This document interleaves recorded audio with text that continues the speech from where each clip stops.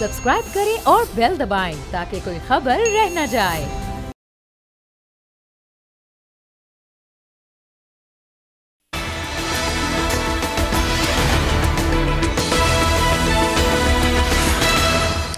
अस्सलामुअलैकुम, प्रोग्राम देख रहे हैं आप अब बात होगी और इसमें मैं हूं आपके साथ आमना खटाना। नज़ीर लगारी साहब इस प्रोग्राम का हिस्सा हैं। आमिर ज़िया साहब आज हमें कुछ ज़ाती मसरूफियत की वजह से ज्वाइन नहीं कर पाए प्रोग्राम में। तो जनाब आगाज़ करते हैं प्रोग्राम का। जिस तरह से हमने कल देखा कि कल जश्न ईद मिलादुन्नबी सल्लल्लाहु अलैहि वसल्लम मुल्क भर में मनाया गया और इस सिलसिले में हमने कुछ नाखुशगवार वाक़यात भी देखे। इंतहाई अफसोसनाक वाक़या जो हमने अभी मुल्क में देखा कि जो जिस तरह से 3 जगह ऐसी हैं मस्तूंग, हंगो और योब में अमन व अमान की ख़राबी की जो सूरत हाल पैदा करने की कोशिश की गई और उसमें जो हालिया दहशत गर्दी थी वो बाइस तशवीश है, क्योंकि एक ऐसे वक्त में जब इलेक्शंस के लिए तगदो की जा रही है कि मुल्क में जो इलेक्शंस हैं वो बर वक्त हो जाए, लेकिन ये इस तरह के जो वाक़यात हैं ये एक पैगाम शायद पहुंचाने की कोशिश की जा रही है। तो जनाब इसकी हम भरपूर मजम्मत करते हैं और साथ ही साथ जो अभी हम हालिया देखी जाए सियासत में इस वक्त क्या हम देख रहे हैं कि अपडेट्स हमारे सामने आ रही हैं, वही बात आ जाती है कि मियां नवाज शरीफ साहब पर तोल रहे हैं मुल्क में वापस आने के लिए। और इसके साथ साथ हम देख रहे हैं कि पाकिस्तान तहरीक इंसाफ के भी एक जो डेड लॉक बरकरार है उसमें अभी तक कुछ हमें पेशकदमी या कहा जाए कि किसी भी दोनों फरीक में से नज़र नहीं है अभी तक। लेकिन वहाँ पर अली खान दुरानी साहब कोशिश ये कर रहे हैं कि कुछ ना कुछ बेहतरी की जानिब बढ़ा जाए। जनाब आज जो मियां नवाज शरीफ साहब के हवाले से ये बताया जा रहा है कि तैयारियां तो की जा रही हैं और किस तरह से जो कानूनी मामलात हैं उस पर कैसे निपटा जाएगा, इस पर भी कुछ डेवलपमेंट सामने आ रही हैं। जी कानूनी टीम मुशावरत कर रही है, उनकी जानिब से कहा जा रहा है कि हिफाजती ज़मानत दायर की जाएगी। मियां नवाज शरीफ मुल्क में वापस आएंगे और उसके बाद वो जलसे में शिरकत करेंगे, लेकिन उससे पहले उनकी एक जो प्रोटेक्शन बेल है वो ले ली जाएगी। इसहाक डार साहब जो हैं वो भी आज वतन के लिए रवाना हो चुके हैं लंदन से और उन्होंने एक स्टेटमेंट दी। निकलने से पहले उन्होंने ये बात की कि भाई जो एहतसाब का मामला है, जो कि मियां नवाज शरीफ साहब ने एक बार फिर एक नज़रियाती होने का जो बयानिया सामने लेकर आए थे एक बार फिर से कि जनाब जो बाजवा साहब हैं और जनरल फैज़ साहब हैं उनका एहतसाब किया जाए। अब वो उस बयानिए से पीछे हट चुके हैं और उन्होंने कह दिया कि ये जो एहतसाब का मामला है ये मैं अल्लाह पर छोड़ता हूँ। ये इसहाक डार साहब ने ये कोट की है मीडिया के सामने। इन तमाम तर सूरत हाल पर हमें GDA की रहनुमा सायरा बानो साहिबा भी ज्वाइन कर चुकी हैं, उनसे आगाज़ कर लेते हैं गुफ्तगू का। सायरा साहिबा अस्सलाम वालेकुम। वालेकुम अस्सलाम, वेलकम टू द शो। अच्छा सायरा साहिबा, ये अभी जो पहले एक बयानिया सामने आया वो वक्तन फ़वक्तन आता रहता था। मियाँ साहब एकदम से नज़रियाती हो जाते हैं, जज्बाती हो जाते हैं शायद, और बार बार कहा जाता है कि ये एहतसाब करूँगा अगर इंसाफ के कटहरे में खड़ा किया जाएगा, सज़ाएँ दूँगा। उसके बाद फिर खामोशी छा जाती है। अब फिर वही हुआ, जैसे ही उन्होंने ये बयानियाँ पहले लेकर आए सामने, उसके बाद अब फिर एक खामोशी चुप करवा दिया गया। आई डोंट नो, लेकिन इसहाक डार साहब ने ये कह दिया जी अब ये मामला अल्लाह पर छोड़ दिया है। सारे सूरत हाल को किस तरह से देख रही हैं आप? ये बयानिया एकदम से कैसे बदल जाता है? अस्सलाम वालेकुम। सब कुछ वाज़ेह है, बयानिया कैसे बदला जाता है? ऐसे ही बदला जाता है कि जैसे ये लोग बदल रहे हैं। हमारे पीर साहब पगारा शाह मर्दान शाह साहब ने एक बात कही थी कि ये जब इक़्तिदार में नहीं होते हैं तो ये पाँव पकड़ते हैं और जब ये इक़्तिदार में होते हैं तो ये गला पकड़ते हैं। ये शाह मर्दान शाह साहब ने बहुत पहले एक बात की थी और वही बात है कि अब जो मेन मकसद है वो सिर्फ और सिर्फ इक़्तिदार हासिल करना है। अब बंदा वही सोचे कि आपने अगर बयानिया बनाया है तो उस पर डटे भी रहें। ये तो वो कहते हैं कि आप और हम जैसे गरीब गुरबा अपना मामला अल्लाह पे छोड़ते हैं कि जी रोज़े क़यामत आपको मैं पूछूंगा। तो यहाँ पर तो इतना बयानिया बनाकर और वोट को इज्जत दो जो कि वो किसी और चीज में बदल गई। और अब ये वाला बयानिया मतलब ये ना एक डोज दे के देखते हैं। अक्सर डॉक्टर कहते हैं कि ये जरा देख लीजिए ये डोज अगर इससे आराम नहीं आया तो मैं इसकी मिकदार बढ़ाऊंगा या दवाई तब्दील करूंगा। नहीं हो सकता ना सायरा साहबा, शहबाज शरीफ साहब ने समझाया हो कि मुल्क के जो मसाइल हैं वो देखा जाए तो वो मुख्तलिफ हैं। वहाँ पर हम देख रहे हैं कि जो अभी मुआशी सूरत हाल है वो बड़ी दगरगू है। तो मियाँ साहब पहले मुआशी सूरत हाल को देख लें, उसके बाद फिर एहतसाब की जानिब आएगा। हो सकता है समझ गई हूँ छोटे भाई की बात। नहीं सर, छोटे भाई में तो इतनी वो नहीं है कि हम उनकी बात समझे। वो तो जाहिर है भाग भाग के वहां से बयानिए लेने के लिए जाते हैं। तो ये जो माशी सूरत हाल है वो 1 या 2 दिन की बात तो नहीं है। कि ये जो एक साल में माशी सूरत हाल इतनी खराब होगी, माशी सूरत हाल आपने भी जब से आँख खोली होगी और मैंने जब से आँख खोली है उस वक्त एक माशी सूरत हाल के हिसाब से और दहशत गर्दी के हिसाब से मुल्क नाजुक सूरत हाल से गुजरता है। तो इसके लिए बहुत सारे इनको स्टेप्स लेने की जरूरत है। पहले ये बयानिया आंखें दिखाने का बयानिया बनाया गया कि आंखें दिखाई गई और उसके बाद अब बिल्कुल लीनियंट होके, मुझे तो ये हजम ही नहीं हो रहा ना। मेरे जहन में बहुत सारी बातें आ रही हैं बट मैं नहीं वो कह सकती कि अब ये जी आपने अल्लाह के लिए छोड़ दिया। लेकिन इसहाक डार साहब जो इस मुल्क के साथ इन 16 माह में करके गए हैं, खुदारा उसको तो हम अल्लाह मियाँ पे नहीं छोड़ सकते, उस पे तो इनका एहतसाब जरूरी है, उनका एहतसाब बनता है। फिर अल्लाह मियाँ पे इन्होंने छोड़ना है तो फिर और भी बहुत सारी बातें, फिर हर कोई अल्लाह मियाँ पे छोड़कर मुल्क के लिए ही आगे बढ़ जाए। तो कुछ ऐसे ही है। अब वो कहते हैं ना कि ये जो कर्जे माफ हुए, पहले तो ये वो अवाम के सामने वो कहते हैं ना कि वो लाए जाए नाम कि जो अभी पिछले अदवार में भी जो 2018 में भी जो स्टेट बैंक ने इतने कर्जे दिए और उससे पहले जिन सनतकारों के और इन सब लोगों के कर्जे माफ हुए और जिनकी अब फैमिली फल फूल रही है, पहले तो वो वजह बताई जाए कि हम लोगों के गरीब लोगों के टैक्सेस खून पसीने की कमाई से उनका कर्जा किसने माफ किया। और बाकी जानिए आप देखिएगा कि जब तक इलेक्शन की डेट अनाउंस नहीं होती है, इलेक्शन का माहौल नहीं बनता, तो ये इस किस्म के आपको और भी चीजें बहुत सारी मिलेंगी। उनको ख्वाबों में कशफ होंगे, फिर उनको ख्वाब में आके कोई बताएंगे भी कि भाई ये वाला स्टेप उठाना, ये वाला स्टेप नहीं उठाना। तो अब बेसिकली ये सारी बातें पीछे हटना कि अगलों को आपने बताना कि नहीं हम एहतसाब की इस चीज में नहीं आएंगे, हम लोग लीनियंट हैं, ये सब चीजें वापसी के लिए हो रही हैं, लेकिन वापसी मुश्किल नजर आती है। सही, बिल्कुल। लगारी साहब, जिस तरह से अभी वो कह रही हैं सायरा बानो साहिबा के मसाइल हमारे मुख्तलिफ हैं और ये जो अभी वापसी है, जब ये बयानी से भी पीछे हटके हैं तो उनकी मुश्किल दिखाई दे रही है। आप समझते हैं कि अब मियाँ साहब के पास कुछ बयानियाँ तो है नहीं, अब उनके लिए मुश्किल होगी यकीनन यहाँ पर आकर, ख़ास तौर पर आवाम को मूव करना, निकालना। ये जिस तरह से एक टारगेट भी रखा गया कि 1 मिलियन लोगों को निकालना है, ये आसान होगा इनके लिए? तो क्या जो पहले बयाना बनाया था जिससे बैकआउट किया उन्होंने, क्या उस बयाने में इतनी ताकत थी कि लोग निकल आते? तो वो बयानिया जब बनाया गया और उसको फ्लोट किया गया तो अपने पार्टी के लोग चीख पड़े। उन्होंने कहा भाई इस बयाने से कैसे आ रहे हैं, तुम तो हम मारे जाएंगे सारे के सारे। तो उस वक्त हमने भी कहा था कि भाई अगर आप लेनिन हैं तो बड़ी बात है, अगर आपने लेनिन जितनी पार्टी बना ली है, माओ ज़ेडुंग जैसी पार्टी बना ली है, हो ची मिन्ह जैसी पार्टी बना ली है, फिडेल कास्ट्रो जैसी पार्टी बना ली, तो फिर तो आप इनकलाब ला रहे हैं। फिर या इमाम खुमैनी जैसा आपने सेटअप बना लिया है तो ठीक है, ले आए इनकलाब। आपके पास तो वो पोजीशन नहीं थी और ये बयानिया बनाना ही गलत था। और ये जो बयानिया अभी दे रहे हैं, इसी बयाने को थोड़ा सा मांझ कर साफ करके, थोड़ा सा उसके अंदर कलीवली करके और उसको ले आते मार्केट में। हम लोग भोले लोग हैं, हम तो छोटी छोटी चीज़ों पर खुश हो जाते हैं। हम तो जो वादे किए जाते हैं, कोई भी हमसे वादा कर ले तो हम उसी पर ही खुश होते हैं कि जनाब ये तो हमें बिल्कुल अमीर कर देंगे, ये तो हमारी सारी मुसीबतें दूर कर देंगे, ये मुल्क में अफलास को, नादारी को, बीमारी को, हर चीज़ को ख़त्म कर देंगे। ऐसे नारों के साथ आते हैं, तरक्की तरक्की होगी, खुशहाली खुशहाली होगी।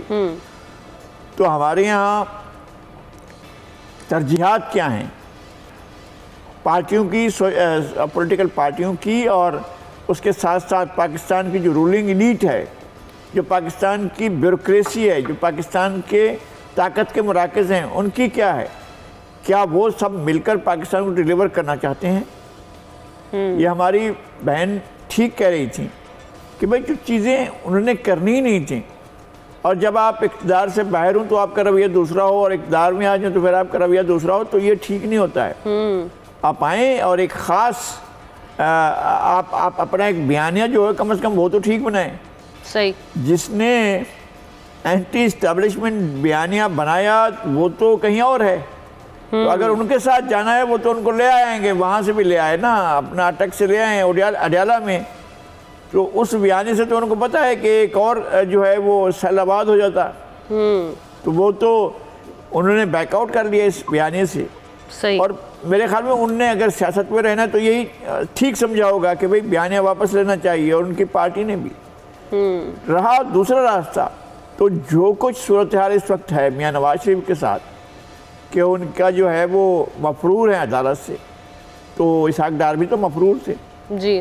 तो इसहाक डार आए थे और सीधा हार उठाने चले गए। तो प्रोटेक्टिव बेल के लिए जाएंगे, प्रोटेक्टिव बेल हासिल हो जाएगी तो अदालत कहेगी जी आप परसों आ जाएं या कल आ जाएं, तो उस दिन तो डायरेक्ट चले जाएंगे जहां जाना होगा। सही। जलसा हो रहा है या कोई मीटिंग हो रही है तो वहां चले जाएंगे और फिर अगले दिन कोर्ट में पेश हो जाएंगे। अगर दूसरी सूरत हाल होती है तो फिर दूसरी सूरत हाल में दूसरे हालात होंगे। तो इसको भी पेश नज़र रखना है। अच्छा सायरा साहिबा, अभी अगर मियाँ साहब आ जाते हैं, जो उन्होंने डेट दी हुई है 21 अक्टूबर की, तो आप समझती हैं कि फिर तो पक्का हो जाएगा, ये स्टैंप लग जाएगी कि इलेक्शंस हो रहे हैं जनवरी में? नहीं, जरूरी नहीं है। अच्छा। अभी तो आप देखिए ना कि जितनी टाल मटोल से काम लिया जा रहा है और जिस तरीके से हल्का बंदियां हुई हैं, और आपने पीपल्स पार्टी के लोगों के बयान भी सुने होंगे, ये जो सांगड़ की तरफ सीट्स कम हुई हैं ये वो, तो उन्होंने कहा हम अदालत में इस रिव्यू के लिए जाएंगे। अच्छा। और जिस तरह कराची की सीट्स वगैरह का वो है, तो अभी तो देखिए इन्होंने हफ्ता अनाउंस किया है। हफ्ता सफाई होता है, कोई हफ्ता मुहिम होती है, हमारे कराची में तो एक दूसरा हफ्ता भी होता है प्रोटेक्शन के लिए। तो डेट अनाउंस करें तो तब ना। अब जैसे आप हालात देख लीजिए कि देखिए, मतलब ये मैं नहीं कह रही, बट जो सुन रही हूँ कि ये तो फिर नेशनल सिक्योरिटी उस पे सवालिया निशान है, जो अभी कल 2 इतने मुकद्दस दिन पे जो साने हुए हैं जी जी, और जिस पे हमारे बयानात ये है कि कोई मुसलमान ऐसा कर नहीं सकता। मुझे तो पहले इस लाइन से बहुत प्रॉब्लम है कि क्यों भाई जो कुछ हमारे मुल्क में हो रहा है मुसलमान ही कर रहे हैं ना। एक इंसान की जान की कीमत पूरी इंसानियत होती है। जब यहाँ पर आप आटे की लाइनों में मरने के लिए छोड़ दें, कोई नामालूम गोली का निशाना बन जाता है, तो एक इंसान मतलब इंसानियत की मौत, और हम मुसलमान हैं। तो ये सारे वो कहते हैं कि ये वाले पहलू तो होते ही होते हैं। अब अल्लाह करे कि आगे जनवरी तक क्या होता है। और दूसरा, अभी बहुत लोग कहना शुरू हो गए हैं, उन्होंने एक फैक्ट बताया है कि जो जनवरी में है वो शुमाली इलाका जात और बलोचिस्तान की तरफ बर्फबारी होती है और लोगों का जो आमदोरफ्त और आना जाना बहुत मुश्किल होता है। तो जो टर्न ओवर है बोटिंग का वो बहुत कम होगा। तो फिर शायद हम बर्फबारी रुकने का इंतजार करेंगे। फिर वो बर्फबारी रुकेगी तो फिर खुदा न खास्ता कुछ और ना हो जाए। तो जो ये लेकिन हम इस सारी सूरत हाल में हम IMF को कैसे मुतमईन करके रखेंगे, क्योंकि ऑब्वियसली IMF तो तभी हमें किस देगा ना जब अगर हमारे इलेक्शंस बर वक्त होते हैं। देखिए फिर बात बहुत दूर चली जाएगी। अभी आपने अपने दौरे देखे और फिर हम जरा दूसरी तरफ चले जाए तो जिस सऊदी अरब ने अपना सफीर वहां पर भेजा है इसराइल में, और फिर उसके बाद पता चला कि हमारे कोई वजीर सियाहत है वो भी जाके मिले। कुछ इतनी सारी बातें सुनने को जो मिलती हैं हमारे कानों तक भी पहुंचती हैं, तो फिर कोई ना कोई गारंटी दे देगा। अगर आप जाके जो गोल्स अचीव करने वाले वो बहुत ज्यादा हों तो फिर वो हो ही जाते हैं। बाकी ये कि मियाँ साहब अब देखते हैं कि क्या बयानियां लेकर वो आते भी हैं कि नहीं आते, क्योंकि वो चाहते हैं कि जलसागाह से सीधा घर जाएं। लेकिन फिर ये अदालतों के अदालती निजाम पर सवालिया निशान होगा कि वो अभी जिस तरह लगारी साहब ने बोला कि साथ साहब को जिस तरह हम लेकर और आके सीधा ओथ दिलवा के सिंहासन पे लेकर आए, जिसमें एक मिसाल है ना कि उठ बड़ी भी हलवे में खाक डाल। तो बड़ी भी हम लेकर आए हलवे में खाक डालने के लिए, और अब हमारी नायब को याद आ गया कि उनके तो बहुत सारे केसेस हैं और आपने कहा कि अपने मुल्क वापस आ रहे हैं। मुझे नहीं लगता कि ये इन लोगों का अपना मुल्क है। अपना मुल्क वहां पर जहाँ पर इनकी औलाद, जहाँ पर इनका बिजनेस, जहाँ के रूल और कानून फॉलो करते हैं वो। आपने देखा है कि एयरफील्ड के बाहर कोई किसी को टच भी कर सकता है। और आपने दूसरे वीडियोस भी देखी होंगी कि अगर मैंने पुलिस को बुला लिया तो दूसरे ने कहा अगर पुलिस ना होती तो। बाकी लगारी साहब बहुत सीनियर है। लगारी साहब मैंने आप सब लोगों से बहुत कुछ सीखा है, और पाकिस्तान एक मुझे मतलब हमारा घर है। तो मैं देखती हूँ कि जैसे घर है तो उस घर का जो दरवाजा है, जो इक़्तिदार तक पहुंचने का जो दरवाजा है ना, वो छोटा है। वैसे भी अदब का दरवाजे की हाइट छोटी होती है, आपको सर झुकाकर अंदर जाना होता है। बिल्कुल। तो मेरे ख्याल में वो अदब से सर झुकाकर अंदर दाखिल आप तभी हो सकते हैं अकड़ी गर्दन के साथ कोई भी इस दरवाजे से नहीं गुजर सकता। बहुत खूब, आपने बहुत खूब बात की है। अच्छा सायरा बानो साहिबा, एक और, क्योंकि हमारे पास वक्त भी मुख्तसर होगा, लेकिन मैं चाहूँगी कि आप ये भी बता दें कि ये जो अभी जिस तरह से निगरान वज़ीर आज़म है, इन्होंने ये जो बयान दिया कि PTI के चेयरमैन के बगैर भी इलेक्शंस हो सकते हैं, एक तो इसकी अहमियत कितनी है? क्या ऐसा वाकई होने जा रहा है कि जो अगले इलेक्शन है उसमें PTI के चेयरमैन नहीं होंगे, या आपको लगता है कि तब तक कुछ मामला बेहतर हो जाएंगे, कोई रिलीफ मिल जाएगा? कुछ लोग तो जोड़ भी रहे हैं कि कुछ शायद उनके लिए हवाएं अब बदल रही हैं, आपको कुछ दिखाई दे रहा है ऐसा? अब देखिए भाई, उनका बयान ही सिरे से इस तरह था कि सबसे पहली बात है कि आप तो एक निगरान वजीर आजम हैं। अब और बात है कि आई एम सॉरी, आपकी लॉटरी लग गई कि आप तो सेनेटर थे, हम तो एक गैर जानिबदार बंदा ढूंढ रहे थे। निगरान वजीर आजम को एम्पावर भी तो कर दिया गया ना उससे पहले जो अमेंडमेंट्स हुई। नहीं, वो तो जाहिर है ये जमातें ही करके गई हैं, मैं तो उसमें नहीं थी, तो इसलिए मैं ये बात कर सकती हूँ। तो आप जब इस मुल्क को कहते हैं कि इस्लामी जमहूरिया पाकिस्तान और जमहूरी जमातें, हालांकि मुझे जमहूरी नहीं, बच्चे जमहूरे नजर आते हैं सारे। तो जमहूरियत में तो जब एक जो आप सर्वे करवाते हैं, आए दिन हम देखते हैं, सर्वे देखते हैं, जो एक मुल्क की मकबूल जमात है, आप उसको कैसे बाहर रख सकते हैं जी? और इस तरह हक, जब आप, हम लोग ये भी कहते हैं कि सबको इलेक्शन लड़ने का, मियां साहब भी आए, आके मुकदमात का सामना करें और उसके बाद ये कि इलेक्शन का माहौल बने, जो उससे पहले वो जो कहते हैं ना कि पॉलिटिकल इंजीनियरिंग होती रही है लोगों को बाहर करने के लिए, ये वो नहीं होना चाहिए। बस अब ये खेल तमाशे बहुत हो गए, दुनिया कहाँ से कहाँ चलेगी, और हम अभी तक वो कहते हैं ना कि हमारे मुल्क ने जो फासले काटे हैं, गुमा होता है कोलू और बैल के चक्कर का, कि वापस से वो कहते हैं ना कि अमीर कारवां हमको वहीं पे लाके ठहराते हैं। हाँ। कि जो था आगाज़ सफर का, कि वो वापस से देखते हैं तो पता चला कि हम तो यहीं से चले थे, कि आज साल भी हम नाजुक मोड़ पर हैं, दहशतगर्दी की इजाजत नहीं देंगे, सबसे आईनी हाथों से निपटेंगे, ये सब कुछ करेंगे। आप अखबार देख लें, हमारे तो सुर्खियां भी नहीं तब्दील हुई, वही की वही सुर्खियां हैं। अब अल्लाह करे ताकतवर हल्के हैं उनको समझ आ जाए, और अब एक वो कहते हैं ना कि एक पॉलिटिकल और नेशनल डायलॉग की जरूरत है, कि जिस टेबल के ऊपर सियासतदान, अदलिया, हमारी ब्यूरोक्रेसी, हमारी मिलिट्री ब्यूरोक्रेसी और सहाफत, ये जब तक 5 लोग बैठ के अपने अपने वो हदूदो कयूद का तायुन नहीं करेंगे तब तक ये नहीं होगा मसला।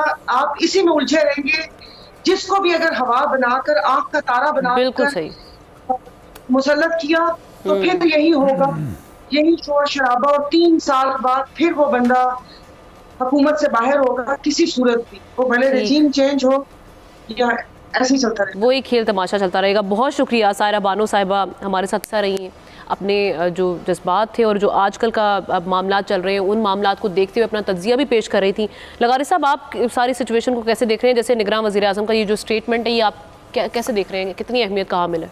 मेरे ख्याल में इस बात को हम समझ लें, 2002 में इलेक्शन हुए, 3 वज़ीर आज़म आए, मीर ज़फ़रुल्लाह जमाली, चौधरी शुजात हुसैन, और आखिरी थे जनाब शौकत अजीज़। शौकत अजीज़ अगले इलेक्शन में नहीं आए, उनको नहीं लड़ने दिया गया या नहीं लड़ा उन्होंने इलेक्शन। उसके बाद 2 वज़ीर आज़म आए, यूसुफ रज़ा गिलानी और शहबाज शरीफ। यूसुफ रज़ा गिलानी को इलेक्शन नहीं लड़ने दिया गया। उसके बाद आए नवाज शरीफ को इलेक्शन नहीं लड़ने दिया गया और शुजात अपना शाहिद खाकर अब्बासी को लड़ने दिया गया। ठीक है। इमरान खान और शहबाज शरीफ है, तो इमरान खान को इलेक्शन नहीं लड़ने दिया जा रहा है। ये रिवायत जो है ये पहले से कायम है। ये लगारे साहब, ब्रेक लेते हैं, इंशाल्लाह ब्रेक के बाद फिर आपके इसी नुक्ते से हम दोबारा बात करेंगे। एक ब्रेक लेते हैं, स्टे विद अस।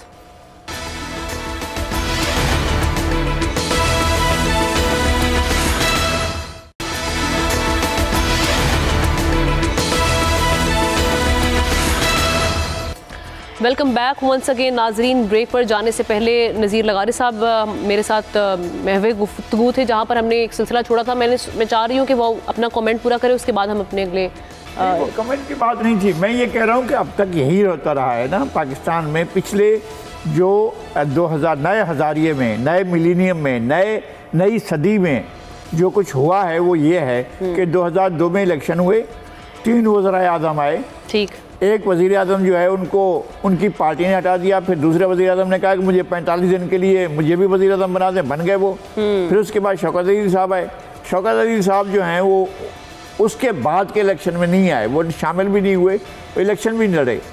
उसके बाद के जो हुए उनके बाद आए यूसुफ रज़ा गिलानी।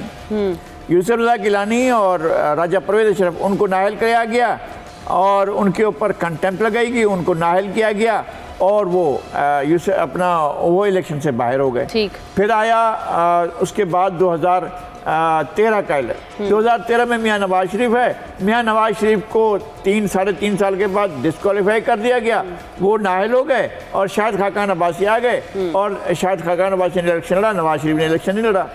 अब उसके बाद आ गए 2018 के इलेक्शन। वो जो है अपना 2 वज़ीर आज़म आए, एक वज़ीर आज़म जनाब इमरान खान थे और दूसरे वज़ीर आज़म जो हैं वो जनाब शहबाज शरीफ थे। तो अब वो नाअहल हो गए और ये जो हैं ये अहल हैं। अब ये जो है कि जो सवाल किया जाता है उसको लेवल प्ले मिलेगा नहीं मिलेगा, उसके साथ क्या होगा क्या नहीं होगा। भाई रिवायत ये बन गई है ना, वो नाअहल करार दिए गए हैं और वो नहीं लड़े जब मियाँ नवाज शरीफ, तो अब ये नाअहल हो चुके हैं। अब इनके साथ इनकी पार्टी को नहीं रोकना चाहिए, किसी भी सूरत में रोकना चाहिए। और मैं नहीं कह रहा हूँ कि आपने अच्छी रिवायत कहेंगे, मैं इसकी तारीफ नहीं कर रहा हूँ। मैं बिल्कुल नहीं कहता हूँ कि जनाब जो रिवायत कि जो है वो पहले जफरुल्लाह जमाली साहब को हटा दिया गया, क्यों हटाया भाई? फिर उसके बाद आपने जो है वो एक ऐसा गैर आईनी मुतालबा था चीफ जस्टिस का कि जनाब आप खत लिखो जिस प्रेसिडेंट को आपके अपने मुल्क में इम्यूनिटी हासिल है, जिस पर आप अपनी कोर्ट में मुकदमा नहीं चला सकते, आप दूसरे मुल्क के कोर्ट को लिखेंगे जी हमारे सदर पर आप मुकदमा चलाओ। ये वज़ीर आज़म का मुतालबा ही अजीब था। सही। वो उस पर जो है उनको कंटेम्प्ट लगाकर फारिग कर दिया गया खत ना लिखने पर। ठीक है, ये गलत था, ये गलत रवायत। यहाँ नवाज शरीफ नाअहल हुआ, ये गलत था, ये नाअहल हुआ, ये गलत है। मैं कह रहा हूँ कि ये सारी नाअहलियाँ जो है मैं उसको वो नहीं कर रहा हूँ, लेकिन रिवायत ये है ना, रवायत को अब तोड़ना पड़ेगा और आगे बढ़ना पड़ेगा। पाकिस्तान के जो मसाइल है उनको अब सॉर्ट करने की ज़रूरत है। बिल्कुल लगारी साहब आप बिल्कुल ठीक कह रहे हैं। अगला एक और मामला जो अभी हम देख रहे हैं इंतखाबात के हवाले से जो तैयारियाँ इलेक्शन कमीशन ऑफ पाकिस्तान की जानिब से जारी हैं, इस सिलसिले में इब्तदाई हल्का बंदियाँ जो की गई हैं उसकी फहरिस्त जारी कर दी गई है, जिसके मुताबिक जो कराची की नेशनल असम्बली की जो सीट्स हैं उनमें इजाफा हुआ है। अब इससे कराची की सियासत पर क्या असर पड़ेगा और ओवरऑल MKM पाकिस्तान किस तरह से जो आइंदा इंतखाबात है उनको देख रही है या उसकी तैयारियां कर रही है? अमीनुल हक साहब ने हमें ज्वाइन कर दिया इसी सिलसिले में। सर बहुत शुक्रिया वक्त देने के लिए। सर यही कही गएगा जो अभी हल्का बंदियों की फहरिस्त आई है, इस पर सवाल उठा दिए उनकी जानिब से, एक बार फिर जमात इस्लामी की जानिब से। उन्होंने कहा जी कि हम मुतमईन नहीं हैं। आप किस तरह से देख रहे हैं? आप मुतमईन हैं जो इब्तदाई हल्का बंदियों की फहरिस्त आई है? देखिए, मैं समझता बड़ी खुशाइंद बात है कि डिजिटल सेंसस के इनेकाद के बाद जो जिम्मेदारी इलेक्शन कमीशन ऑफ पाकिस्तान को दी गई थी डिलिमिटेशन के हवाले से, और इब्तदाई तौर पर उन्होंने 4 महीने मांगा था तमाम चीज़ों को मुकम्मल करने पर। तमाम MKM पाकिस्तान की हमेशा ख्वाहिश थी, अपनी प्रेस कॉन्फ्रेंस में भी, मुख्तलिफ टीवी टॉक से भी और अपने बयानात में भी हमने अपील की थी इलेक्शन कमीशन ऑफ पाकिस्तान से कि वो 4 महीने के बजाय अपने टाइम लिमिट को थोड़ा नीचे की तरफ लेकर आए और 8 घंटे काम करने के 16-16 घंटे काम करें। मैं समझता हूँ इलेक्शन कमीशन ऑफ पाकिस्तान ने अच्छा फैसला किया था और जिसे कहते हैं कि गालिबन 30 नवंबर लास्ट डेट दे दिए कि तमाम डिलिमिटेशन को फाइनल। तमाम इब्तदाई तौर पर जो डिलिमिटेशन की लिस्ट आई है, मैं समझता हूँ कि MKM पाकिस्तान मुकम्मल तौर पर इस पर इत्तफाक नहीं करती और मुख्तलिफ इश्यूज़ के ऊपर मेरा ख्याल है कि इलेक्शन कमीशन ऑफ पाकिस्तान में हम यकीनन अपने पिटिशन भी दाखिल कर रहे हैं और पिटिशन, और अगर फैसला फिर भी खिलाफ आएगा तो हाई कोर्ट और सुप्रीम कोर्ट का भी ऑप्शन MKM के पास खुला रहेगा। तमाम ये खुशाइंद बात है कि उन्होंने वक्त से पहले तमाम चीज़ों को मुकम्मल करने की कोशिश की है और हमारी क्या ख्वाहिश है? हमारी ख्वाहिश ये कि जो मामला जिन पर आप जाएंगे कोर्ट में, और कोर्ट में जाने का जो प्रोसेस है अगर ताख़ीर हो जाती है तो इलेक्शन में भी शायद ताख़ीर होगी, इसके बारे में आपने सोचा है? सब MKM पाकिस्तान से जमहूरियत पसंद सियासी जमात है। हमारी क्या ख्वाहिश? हमारी ख्वाहिश है कि जो टाइम लिमिट दिया इलेक्शन कमीशन ऑफ पाकिस्तान ने लास्ट वीक ऑफ द जनवरी के इलेक्शन के इनेकाद के सिलसिले में, हमारी ख्वाहिश है कि लाजमी तौर पर उसी फ्रेमवर्क के हिसाब से इलेक्शन कराया जाए। लेकिन डेफिनेटली तौर पर मैं समझता हूँ कि MKM का आईनी जमहूरी हक है कि इलेक्शन कमीशन ऑफ पाकिस्तान में जो पिटिशन दाखिल करेगी, हम समझते हैं कि यकीनन वो मिनट पे फैसला होगा। लेकिन न सिर्फ ये कि एमकेएम बल्कि दूसरी सियासी पार्टी को भी हक होता है, बट आपके बिल में मेरे बिल में कि उनका भी एक टाइम फ्रेम होता है, 2 दिन का या 4 दिन में उसका फैसला करना होता है। अमीन लाख साहब, आपने ये जो हल्के हैं इनमें 20-21 हल्के जो बन गए, इनमें से आप क्या देख रहे हैं कि कौन कौन से हल्के ऐसे हैं जहां पर आप एतराज़ात दायर करेंगे? ये तमाम हल्कों में एतराज़ात दायर होंगे या कुछ हल्के ऐसे हैं जिन पर एतराज़ात होंगे? आपने कोई अंदाज़ा लगा लिया, होमवर्क किया है क्या? जी देखिए, एमकेएम पाकिस्तान का इलेक्शन सेल है जो 24 घंटे काम करता है, और चाहे वो बाकी कौमी असम्बली का हो, सूबाई असम्बली हो, लोकल गवर्नमेंट का, उसके ऊपर गहरी नज़र इनकी होती है। तो इस हवाले से बिल्कुल हमारा होमवर्क जारी वो सारी है, और हमने अपने इलेक्शन सेल को गालिबन अगले 3 दिन का डेडलाइन दी है। तमाम हमने इब्तदाई तौर पर चंद हल्कों की तरफ नजर दौड़ाई है, और हमने देखा है कि उसमें बदतरीन जिसे कहते हैं मैनिपुलेशन किया गया। हमने देखा सिर्फ कराची नहीं बल्कि हमने देखा कि हैदराबाद के सूबाई असम्बली की एक सीट पे मैनिपुलेशन नजर आती है। इसी तरीके से मीरपुर खास है, नवाबशाह है कि सूबाई असम्बली की सीट है, सक्कर की सीट है, इसके ऊपर भी मैनिपुलेशन आइडेंटिफाई करेंगे, हल्के आइडेंटिफाई करेंगे आप, वो हमें समझ जाए तक। मुझे पीएस नंबर तो याद नहीं, लेकिन मैंने आपको बताया कि हैदराबाद की जो सीट लतीफाबाद के साथ टच करते उसके ऊपर भी हम एतराज करेंगे। इसी तरीके से मीरपुर खास की सीट है, इसी तरह से नवाबशाह की सीट है। कराची में कौन से हल्के हैं जहां पर आपको इतराज़ात? यस, अब मैं उसकी तरफ भी आ जाता हूँ। ये कराची में बहुत सारी ऐसी सीटें हैं जिसके ऊपर हमें एतराज है। हमें डिस्ट्रिक्ट ईस्ट की 3-4 ऐसी सीटें जिसके ऊपर हमारा एतराज मौजूद है।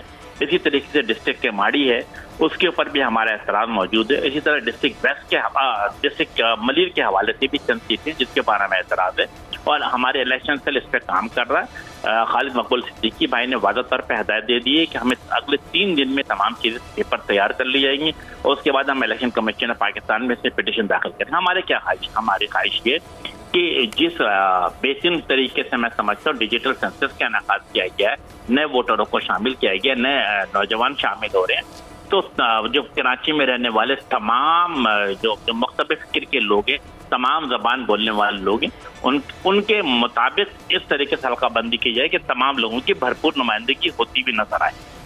अच्छा, ये जो लेवल प्लेइंग फील्ड की शिकायत हो रही हैं, इनके बारे में एक और दूसरा जो अभी ये कहा जा रहा है, जो वज़ीर-ए-आज़म ने ये कमेंट किया कि साबिक़ वज़ीर-ए-आज़म को इलेक्शन में हिस्सा ना लें तो कोई फ़र्क नहीं पड़ता, इसके बारे में ज़रा आप बता दें। देखिए नज़ीर लगारी साहब, लेवल प्लेइंग फील्ड के हवाले से एमकेएम का अपना एतराज़ भी है। एक तो पाकिस्तान पीपल्स पार्टी भी कहती है, पीएम का भी दावा है, तब एमकेएम क्या कहती है? एमकेएम बिल्कुल वाज़ेह और दो टोक अंदाज में कहती है कि पिछले 15 साल से पाकिस्तान पीपल्स पार्टी की जो सिंध हुकूमत चला रहे थे उससे करप्ट, नाहिल और बेहिस लोगों को मुख्तलिफ पोस्टों पर लगा के रखा गया था। एमकेएम का क्या मुतालबा है कि इन लोगों को जो पिछले 12 साल से 15 साल से मुख्तलिफ पोस्टिंग पर मौजूद है, इन लोगों को फारिग किया जाए और ईमानदार, दयानतदार और मेरिट पे फैसला करते हुए ऐसे लोगों को जिसे कहते हैं पोस्टिंग दी जाए जो आने वाले इंतखाबात को पुरअमन और शफाफ तरीके से इनेकाद को मुमकिन बना सके। और इसीलिए बार बार मैं समझता हूँ कि एमकेएम का वक्त जो है खालिद मकबूल सिद्दीकी के सरबराह में इलेक्शन कमीशन ऑफ पाकिस्तान से भी मुलाकात की थी, फिर हमने आउट ऑफ द वे जाके सिंध के चीफ मिनिस्टर साहब से भी मुलाकात की और उनसे भी रिक्वेस्ट किया कि जो लोग पिछले जो appointee of the Pakistan Peoples Party हैं और जिन लोगों को एक करप्शन की बुनियाद पे मुख्तलिफ द्वार से लगा के रखा गया था, इन नाअहल लोगों को हटा करके अहल लोगों को लगाया जाए। और ये हमारा मुतालबा है ताकि नजर आए कि तमाम सियासी पार्टी को इवन प्लेइंग फील्ड दी जाए। दूसरी बात जो आपने कहा कि साबिक वज़ीर आज़म के हवाले से एमकेएम की जमहूरियत पसंद सियासी जमातें समझती है कि पाकिस्तान के आइन और कानून के दायरे में रहते हुए जो लोग पाकिस्तान के साथ खड़े हैं, पाकिस्तान के आइन के साथ खड़े हैं, पाकिस्तान की रियासत के साथ खड़े हैं, मेरा ख्याल उन लोगों को बिल्कुल आज़ादी होनी चाहिए। लेकिन जो लोग पाकिस्तान के खिलाफ नारा लगाते हैं, जो रियासत के खिलाफ नारा लगाते हैं, मैं समझता हूँ उन्हें आइन और कानून के मुताबिक डील करना चाहिए।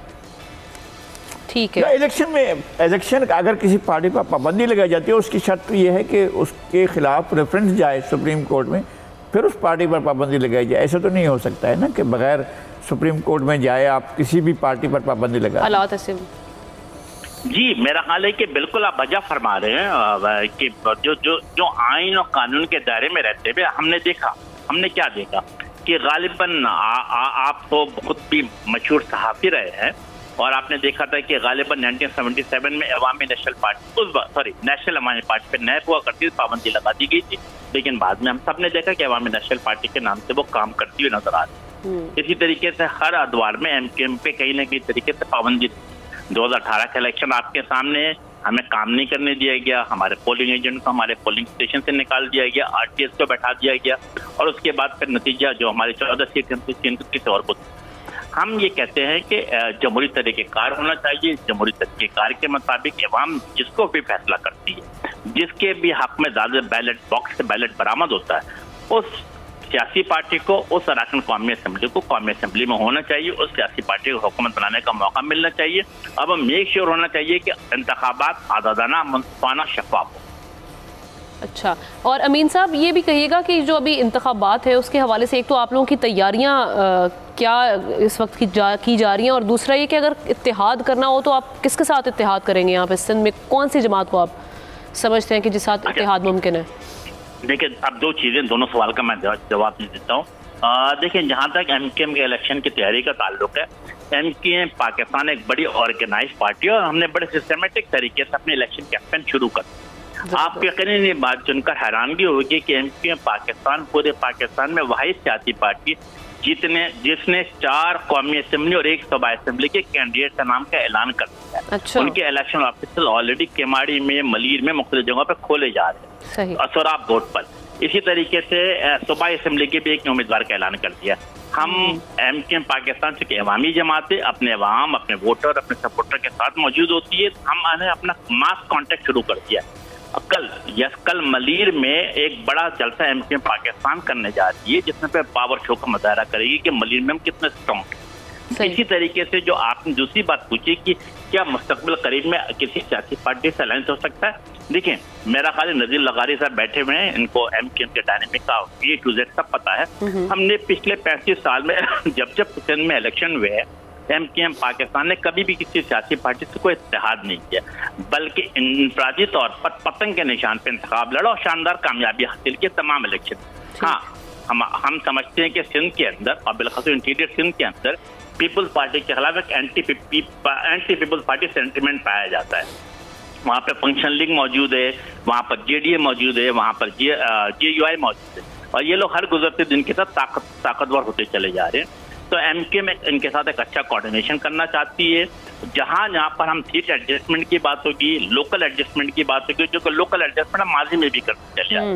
इसी तरह आउटस्कर्ट ऑफ कराची है, वहाँ पे भी हम लोकल एडजस्टमेंट करेंगे इन तमाम सियासी पार्टियों के साथ, और हमारा इनके साथ एक बेहतरीन वर्किंग रिलेशनशिप डेवलप हो चुका है। ठीक, और ये भी बता दीजिएगा कि आपका वैसे ओवरऑल तज्जिया क्या कहता है कि जनवरी का जो तीसरा हफ्ता जिस तरह से कहा जा रहा है इलेक्शन कमीशन ऑफ पाकिस्तान की जानिब से कि उसमें इलेक्शन हो सकता है, तो उसमें आप समझते हैं कि इलेक्शंस हो जाएंगे? क्योंकि अभी हमारी सायरा बानो साहिबा से भी बात हो रही थी, वो कह रही थी कि तब सर्दी बढ़ जाएगी, उसमें भी हो सकता है फिर ये भी एक उज़र पेश कर दिया जाए कि वोटर्स नहीं निकल सकते, मसाइल हो सकते हैं ख़ास तौर पे शुमारी इलाका जात में। और अभी जो हम देख रहे हैं कि हालिया दहशत गर्दी के वाक़यात भी पेश आए हैं, तो आपको ये इलेक्शंस होते हुए जनवरी में दिखाई दे रहे हैं? कि एक पॉलिटिकल वर्कर होने के नाते मुझे जमहूरी तरीक़ेकार से मुकम्मल यकीन है और ख्वाहिश भी है, कोशिश भी है कि हर सूरत में इंतखाबात के इनेकाद को जनवरी में जो इलेक्शन कमीशन पाकिस्तान ने टाइमलाइन दिया उस पर लाजमी तौर पर इलेक्शन कराया गया। दूसरी मेरा ख्याल है कि अगर हम पाकिस्तान की तारीख उठा के देखते हैं, नज़ीर लगारी साहब बैठे हुए, मैं समझता हूँ 1970 का इलेक्शन भी दिसंबर के महीने में हुआ था। इसी तरीके से मुख्तलिफ इलेक्शन नवंबर और फरवरी में भी कराए गए थे। तो मैं समझता हूँ कि अगर जनवरी के एंड में या फर्स्ट वीक ऑफ फरवरी में इलेक्शन होता है तो मैं अब पाकिस्तान के अवाम लाजमी तौर पर हिस्सा लेंगे, और वो अब बाशऊर हो चुके हैं, समझदारी का मुजाहरा करेंगे, लाजमी तौर पे पोलिंग स्टेशन तक आएंगे, अपना वोट कास्ट करेंगे और अपने मर्जी से जिसे कहते हैं आने वाली हुकूमत को तश्कील देने में अब अपना हिस्सा अदा करें। ठीक है, बहुत शुक्रिया। अमीनुल हक साहब हमारे साथ मौजूद थे, तमाम तर जो सूरत हाल है उस पर बात कर रहे थे। लगारी साहब जिस तरह से वो भी बात कर रहे थे, ये जो उनके तहफ़्फ़ुज़ात हैं, एक तो ये कि ये तहफ़्फ़ुज़ात आप समझ रहे हैं कि ये ठीक है, और अगर ये सीट्स में इजाफा हुआ है नेशनल असम्बली में कराची की सीट्स में, तो इसको किस जमात को फ़ायदा हो रहा है? नहीं, इस तरह नहीं कहा जा सकता है। पहले तो ये सारी सूरत हाल देखी जाएगी कि कहाँ कहाँ पर जो है वो किस इलाके की, किस हल्के को जाकर ज़्यादा वो किया गया है। अगर ये भी नहीं कहा जा सकता कि कौन सा हलका किस पार्टी का है। अच्छा, अगर हम 70 के इलेक्शन का रिजल्ट देखें तो उनका बिल्कुल ही टोटल एक अलग पस मंजर है। ठीक। और उसमें एडजस्टमेंट्स भी बड़ी अजीब हुई हैं और लोगों ने अपनी सीटें छोड़ी हैं और ख़ुद अपनी सीटें जो भी यकीनी सीटें थी वो उम्मीदवार छोड़ गए, क्योंकि उम्मीदवारों को कहीं और अप्रोच किया गया, कहा कि जी नहीं वो करें। ख़ुद MQM ने अपना 1993 में खुद छोड़ दिया था, कौमी असम्बली के इलेक्शन ही नहीं लड़ रहे थे वो इलेक्शन हो रहे थे और उसमें पूरी की पूरी पार्टी ने अपने वो कर दिया, बाइकाट कर दिया। उससे पहले जो है उन्होंने वो कर दिया था कि जनाब असम्बली ही छोड़ दी थी।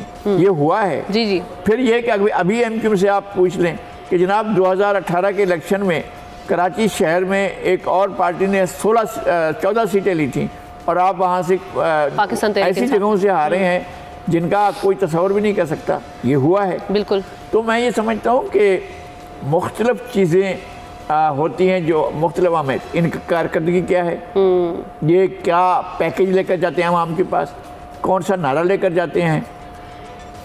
कराची के लोग जो हैं वो पिछले 20-25 साल की सारी सूरत हाल को भी सामने रखेंगे। सही। वो ये ज़रूर देखेंगे कि जो लोग मुंतखब होते रहे हैं उन्होंने क्या डिलीवर किया है, क्या नतीजा है उसका, कौन सी चीज़ें जो हैं वो बेहतर हुई हैं।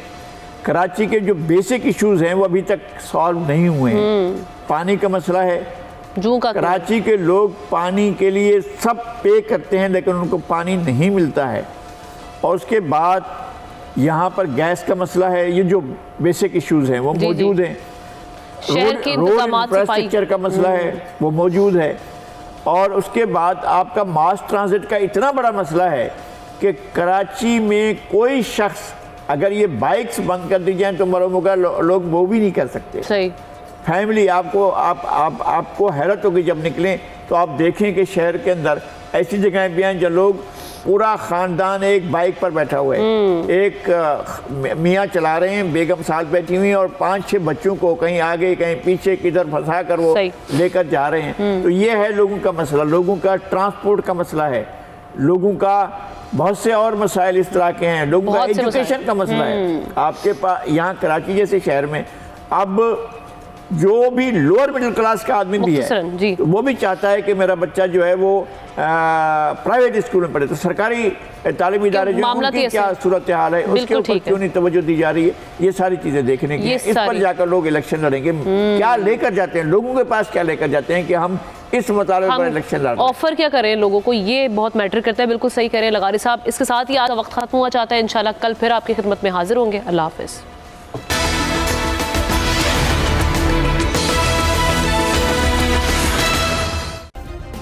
सब्सक्राइब करें और बेल दबाएं ताकि कोई खबर रह न जाए।